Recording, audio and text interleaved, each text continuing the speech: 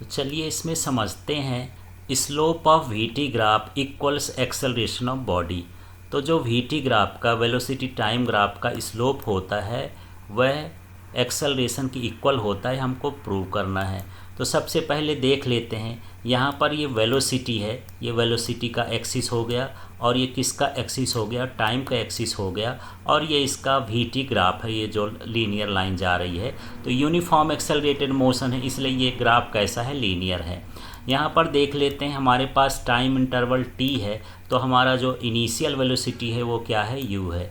जब हमारा time interval t2 है तो यहाँ पर ये जो फाइनल वेलोसिटी है वो क्या है, v है। यहाँ से हम देख रहे हैं कि यहाँ से यहाँ तक की जो टाइम इंटरवल है वो क्या है, t2 है, और यहाँ से यहाँ तक का जो टाइम इंटरवल है ये यहाँ से यहाँ तक का क्या है, t1 है। यदि मुझे यहाँ तक का टाइम चाहिए, यहाँ से यहाँ तक का, तो मैं क्या करूँगा, t2 में से t1 को माइनस कर दूँगा, इसलिए यहाँ पर t2 माइनस t1 है। ये केवल इतने वाले टाइम इंटरवल को बता रहा है। इसी तरह से यहाँ से देख लेते हैं, जब यहाँ से यहाँ तक की वेलोसिटी की बात करते हैं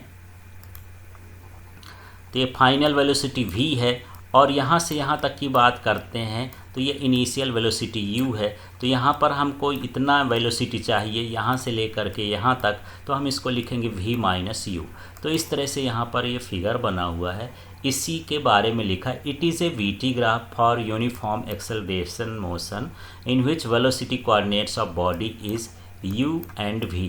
तो यहाँ पर जो u है वो इनिशियल वेलोसिटी, v क्या है, फाइनल वेलोसिटी है, with time interval t1 and t2। तो जो इनिशियल वेलोसिटी का टाइम है वो t1 है और v का फाइनल वेलोसिटी का टाइम है वो क्या है, t2 है। अब यहाँ पर हम देखेंगे कि हमको निकालना है वेलोसिटी। तो वेलोसिटी ऑफ बॉडी और ऑब्जेक्ट, तो वेलोसिटी जो होती, यहाँ पर जो वेलोसिटी होती है वो दो टाइप की है, फाइनल वेलोसिटी हो गई, इनिशियल वेलोसिटी हो गया। और हम लोग एक्सेलरेशन पढ़ चुके हैं। एक्सेलरेशन डेफिनीशन क्या है, यहाँ पर change in velocity per unit time. तो यहाँ वेलोसिटी का चेंज क्या है, ये इनिशियल वेलोसिटी, ये फाइनल वेलोसिटी, और इनिशियल वेलोसिटी को यहाँ माइनस कर दिए, टाइम इंटरवल को माइनस कर दिए हैं। तो यहाँ पर ये फार्मूला हो गया, यहाँ change in velocity per unit time हो गया। अब यहाँ पर v माइनस यू की वैल्यू को हम देखते हैं। तो चलिए यहाँ देखेंगे, जब v माइनस यू है, ये लिखा है v माइनस यू, तो ये इतनी वैल्यू है, मतलब d से लेकर के e तक ये v माइनस यू हो गया। इसलिए यहाँ पर जो हमारे पास v माइनस यू है उसकी जगह पर क्या लिख दिए हैं, डी।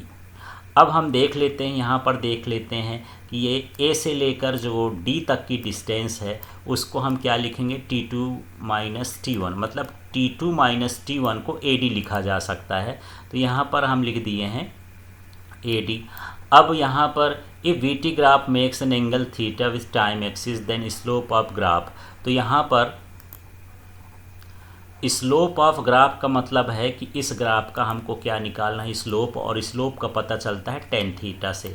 और हम लोग जानते हैं टेन थीटा इक्वल टू होता है परपेंडिकुलर अपॉन बेस। तो चलिए फिगर में देखते हैं परपेंडिकुलर क्या है। तो यहाँ पर ये जो डी ई है, ये वाली लाइन परपेंडिकुलर हो गया, और जो ए से डी तक की डिस्टेंस है ये इसका क्या कहलाया, बेस कहला गया। तो यहीं पर हम लिखे हैं, ये हो गया डी ई, ये हुआ परपेंडिकुलर, ये हुआ बेस। अब हम देख लेते हैं इक्वेशन ए 1 और 2 को देखते हैं। तो ये 1 हो गया, 2 हो गया।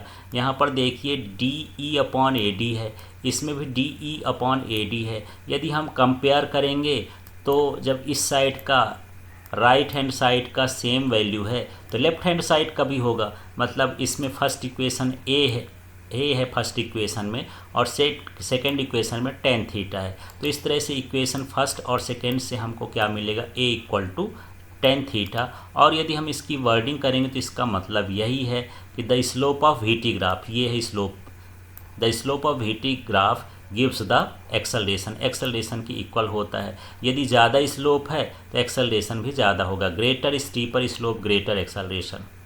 Thank you.